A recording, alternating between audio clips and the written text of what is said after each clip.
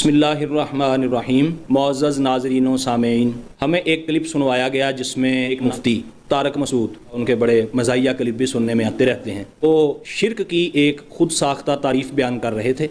ये ज़रा आप भी सुनिए। खूब अच्छी तरह समझ लें, शिर्क किसे कहते हैं। शिर्क किसे नहीं कहते कि दो अल्लाह के आप कायल हों। ऐसा शिर्क इस कायनात में कभी भी नहीं हुआ।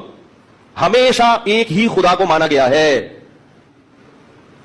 तो ये जो शिर्क हुआ है ना, शिर्क ये किस नौयत का हुआ है, इसको समझें। शिर्क ये हुआ है कि अल्लाह ने सब कुछ बनाया, सारे इख्तियारात किसके पास हैं? अल्लाह के पास हैं, लेकिन अल्लाह ने अपनी अता से फलां को भी फलां इख्तियार, बोलो भाई, दे दिया है। सारे नहीं, कुछ इख्तियार अल्लाह ने इसको दे दिए हैं, कुछ उसको दे दिए हैं।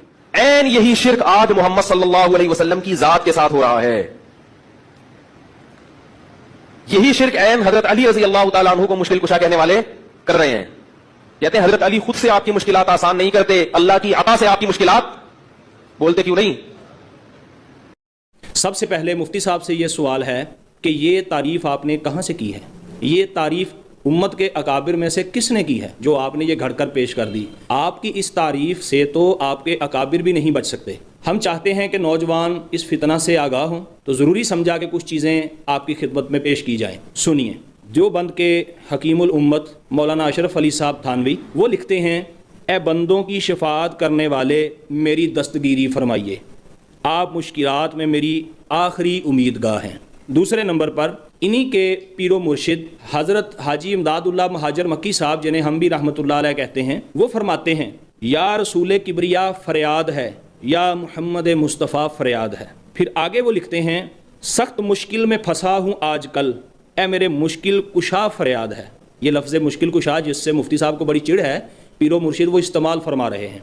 मज़ीद फरमाते हैं, जहाज़ उम्मत का हक ने कर दिया है आपके हाथों, बस अब चाहो डुबाओ या तराओ या रसूल अल्लाह। ज़रा अल्फाज पर गौर फरमाइए, किस तरह मुफ्ती साहब ने अपने अकाबिर की तालीमात के भी परखच्चे उड़ा दिए हैं। कुरान तो कुरान, पूरी उम्मत तो पूरी उम्मत, उम्मत के अकाबिर तो अकाबिर, इन्होंने अपने अकाबिर भी नहीं छोड़े। तीसरे नंबर पर मकतबा देवबंद के मौलाना कासिम साहब ननौतवी, जो दारुल उलूम देवबंद के बानी भी गिने जाते हैं, वो लिखते हैं, मदद कर ए कर्म अहमदी के तेरे सिवा नहीं है कासिम बेकस का कोई हामी कार।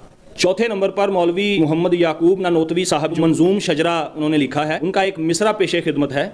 वो लिखते हैं, हादी आलम अली मुश्किल कुशा के वास्ते। खुद इनके अकाबिर ये कहते रहे हैं, जिसको ये नाम नेहाद मुफ्ती साहब शिर्क बता रहे हैं। मेरी मुफ्ती साहब के असातिज़ा से गुजारिश है कि इनको दोबारा शर्फ़े तलम्मुज़ बख्शें, इनकी तरबियत करें। चलें, इन्होंने हमारे खिलाफ तो कोई तरीके जहर उगलना ही है, कम अज़ कम इनके अपने अकाबिर तो इसकी जद से बच सकें।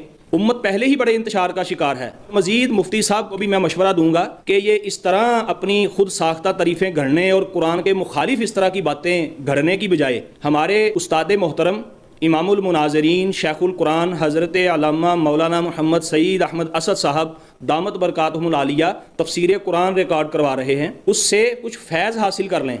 उनके दौराए तफसीलुल कुरान के जो क्लिप्स हैं, उनमें से 4 नंबर जो लेक्चर है उससे लेकर कुछ 10-11 नंबर लेक्चर तक कुछ सुन लें। इन क्लिपों में इय्याका नअबुदु व इय्याका नस्तईन की बड़ी ही खूबसूरत तफसीर बयान की गई है, ताकि कुरान का फैज़ आपके सीने में आए और आप उम्मत को गुमराह करने से बाज आ जाएं।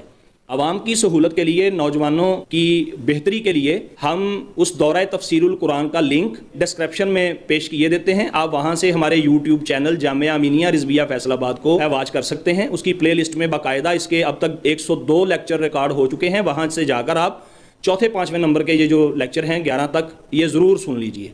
इंशाअल्लाह कुरान का फैज़ आपको मिले।